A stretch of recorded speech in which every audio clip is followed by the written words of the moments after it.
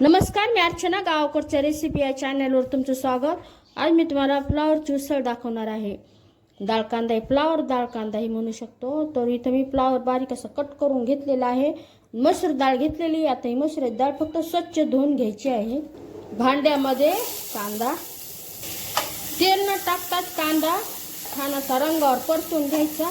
कच्चा नाही राहू द्यायचा. या पद्धतीमुळे काय होतं, भाजीला वेगळी अशी चव येते.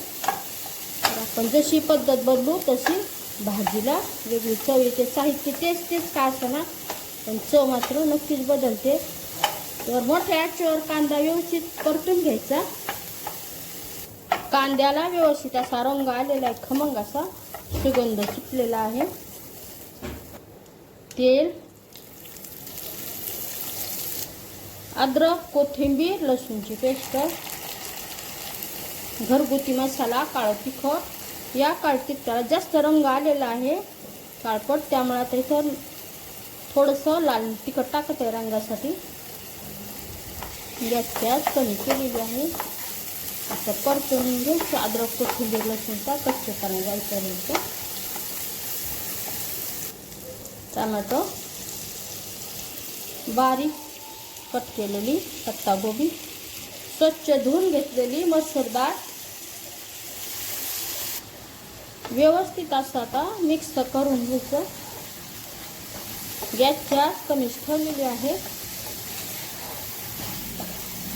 जेवढं मिक्स व्यवस्थित असं परतून घेऊ तेवढं भाजीला रंगही छान येतो आणि छान चव लागते. त्यामुळे एखाद्या मिनिटं तरी परतून घ्यायचं व्यवस्थित. गॅसची आता मोठी केलेली आहे.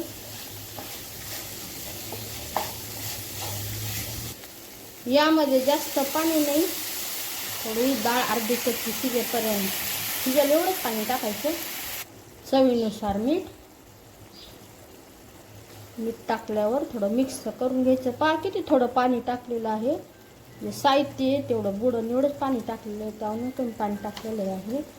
डाळ पूर्ण शिजवून घ्यायची नाही, अर्धी कच्ची शिजवायची आहे. गॅसच्याच मंद केले, यावर झाकण ठेवायचं आणि अधूनमधून चेक करायचं. फक्त आपल्याला पाणी आटून घ्यायचं आहे. पूर्ण पाणी आटून गेलेलं, गॅस बंद केलेला आहे. यावर आता कोथिंबीर नाही टाकणार. पत्ता गोबीचे ते वरचा जो भाग असतो हिरवा तो धुवून स्वच्छ धुवून मी असा बारीक कट करून घेतलेला. मोकळी सळसळीत अशी पत्ता गोबीची उसळ तयार झालेली.